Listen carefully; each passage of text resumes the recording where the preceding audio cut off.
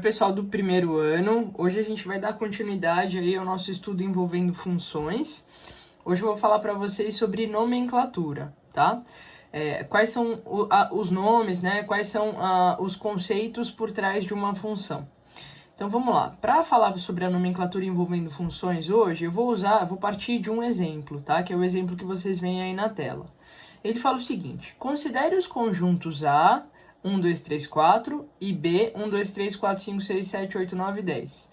E a função f que vai de A em B, tá? Então, antes de mais nada, o que significa isso? Eu estou falando que existe uma função f que vai do conjunto A até o conjunto B. Então, eu estou querendo dizer que o conjunto de partida é o conjunto A e que o conjunto de chegada é o conjunto B, tá? Então, o que isso significa? Que os meus valores de x estão no conjunto A, a minha variável independente está no conjunto A, e que os meus valores de y estão no conjunto B, ou seja, que a minha variável dependente está no conjunto B. E a minha função, ela é definida por essa lei, tá, pessoal? A minha lei é a seguinte: f de x, a gente lê esse f, entre parênteses x, como f de x igual a 2x menos 1. Bom, vamos tentar entender isso daqui, vamos tentar entender esse exemplo, tá? Para explicar melhor esse exemplo, eu vou fazer aqui o diagrama de Venn dessa função. Então, vamos começar, pessoal. Eu vou começar aqui fazendo os dois balõezinhos, tá? Então, eu tenho aqui um conjunto que é o conjunto A, conjunto de partida, formado pelos números 1, 2, 3 e 4. E eu tenho um conjunto B, tá? Vou fazer maiorzinho porque ele tem mais números, tá? O conjunto de chegada, formado pelos números aí 1, 2, 3, 4, 5, 6, 7, 8, 9 e 10. Muito bem. Então, vamos lá. Agora, vamos olhar para a lei dessa função, tá? Ela fala o seguinte: f de x igual a 2x menos 1. O que é esse f de x, tá? Esse f entre parênteses x. Isso daqui, gente, nada mais é do que os meus valores de y, tá? Ou seja, a minha variável dependente. Então, o que eu quero dizer quando eu falo isso? Que eu vou jogar aqui valores de x e aí eu posso calcular os valores de y, tá? Então, vamos para o primeiro exemplo, ó. Eu sei aqui que o primeiro valor para x é o número 1, tá? Então, eu vou substituir o valor de 1 aqui nessa lei da função, tá? Então, vamos fazer essa conta, ó. Y igual a 2 vezes 1 menos 1, tá? Se o x valer 1, vai ficar 2 vezes 1 menos 1. Isso daqui vai dar 1, tudo bem? Então, eu sei que quando o x vale 1, eu vou levar lá no y, que também vale 1. Então, eu vou fazer minha seta assim, ó. Tá legal? Tudo bem, pessoal? É assim que a gente faz esse cálculo, tá? Uma outra maneira da gente fazer esse cálculo, que é mais elegante aqui no conceito de funções, seria vocês escreverem da seguinte maneira, tá? E aí vocês vão entender por que a gente usa esse f de 1. Eu vou substituir aqui o x por 1. Então, vai ficar assim, ó. F de 1, tá? F de 1 é igual a 2 vezes 1 menos 1. 2 menos 1 é 1. Então, eu sei que quando o x vale 1, o y vale 1, tá? Vou fazer a conta desse jeito aqui para os próximos valores de x que nós temos. Então, vamos calcular quanto que é o f de 2, tá? Então, eu vou substituir o x por 2 aqui.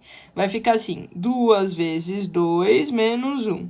2 vezes 2, 4, menos 1, 3. Então, eu sei que quando o x vale 2, o y vale 3. Olha a minha setinha para cá. Vou fazer a mesma coisa com o 3, ó. F de 3. Vou substituir o x por 3 aqui. Vai ficar assim, ó. 2 vezes 3 menos 1. 6 menos 1, 5. Então, f de 3 é 5. Mesma coisa com o 4. F de 4 vai ser 2 vezes 4 menos 1. 8 menos 1 é 7. Então, eu sei que quando o x vale 4, o y vale 7. Tudo bem? Então, esse f de x aqui, gente, nada mais é do que o meu valor de y, tá? E a gente usa essa anotação só para falar o seguinte, ó. Quando o x vale 1, o meu y vale 1. Quando o x vale 2, o meu y vale 3. Quando o x vale 3, o y vale 5. E assim sucessivamente. É só um jeito de facilitar a nossa anotação. Embora agora no começo isso daqui soe um pouco esquisito, tá? Mas é normal, pessoal, a gente tem estranheza mesmo agora no começo, mas depois vocês vão se acostumar. O que vocês precisam observar? Que o valor de x vai ficar entre parênteses aqui, ó. O valor de x é o que está entre parênteses. E o resultado dessa conta é o valor de y, tudo bem? Vamos olhar para esse diagrama de Venn, pessoal. Esse diagrama de Venn aqui, ele representa uma função? Vamos olhar, ó. Para representar uma função, todo mundo que está aqui tem que ter um correspondente lá, é verdade? Sim, todo mundo que está aqui tem um correspondente. Não pode ter saída de mais de uma flecha de um mesmo número, tá? Então, cada número que tá aqui tem que ter um único correspondente lá, verdade. Cada número que está aqui tem um único correspondente lá. Então, isso daqui é uma função, tá? Então, se eu pedir para você dizer isso daí é uma função? Sim, é uma função. Muito bem. Agora, vamos para a nomenclatura atrás dessa função, tá? Então, a gente viu que a gente desenhou esse diagrama de Venn a partir de dois conjuntos, que eram o conjunto de partida e o conjunto de chegada, e a partir da lei da função, que é essa daqui, 2x menos 1, tá? Y, f de x igual a 2x menos 1. Muito bem. Pessoal, agora eu vou falar para vocês o seguinte, ó. A gente chama de domínio da função, tá? Domínio da função. Então, a gente indica pela letra D de domínio, tá? O domínio da função f, domínio de f, como conjunto de partida, tá? Então, quem que é o conjunto de partida aqui? É o conjunto A. Então, quem que é o domínio da função? Ele é formado pelos números 1, 2, 3 e 4. Tudo bem? Então, isso daqui, tá? Só pra gente anotar aqui, isso daqui é o domínio da função. A gente indica, a gente fala que o contradomínio da função, eu vou indicar pelas letras CD, tá? De contradomínio da função, então da função f, como conjunto de chegada, tá? Então, quem que é o conjunto de chegada? 1, 2, 3, 4, 5, 6, 7, 8, 9, 10, ou seja, o conjunto B, tá? Então, esse daqui é o contradomínio, Contradomínio se escreve tudo junto, tá? E a gente indica como imagem da função, e eu vou simbolizar pelas letrinhas I e M, tá? Imagem da função f, como conjunto formado aqui no conjunto de chegada somente dos números que eu utilizei. Então, quais foram os números que eu utilizei aqui? Quais foram os números que chegou a flechinha aqui? Então, foram os números 1, 3, 5 e 7. Então, a imagem da função é formada, né, pelos números 1, 3, 5 e 7. Tudo bem? Então, a gente tem aí esses três conjuntos. Tá legal? O que é interessante a gente perceber, né? Por que a gente não tem essa distinção que a gente tem aqui no conjunto de chegada? Então, eu tenho o conjunto de chegada inteiro, que é o contradomínio, e somente os números que eu utilizei na imagem. Aqui, eu tenho essa distinção. Eu tenho dois conjuntos para falar sobre uma mesma coisa, que é o conjunto de chegada. Por que eu não tenho essa distinção aqui no conjunto A, que é o conjunto de partida? Porque para que isso seja uma função, eu tenho que utilizar todos os números que estão aqui, né? Então, se eu não utilizar todos os números que estão aqui, isso daqui não é uma função. Tudo bem? Então, por isso que a gente não distingue, né? Por isso que sempre o conjunto de partida vai ser o domínio inteiro. Então, eu não faço essa distinção dos números que eu usei e os números que eu não usei. Porque eu necessariamente tenho que usar todos os números que estão aqui para ter uma função. Tudo bem?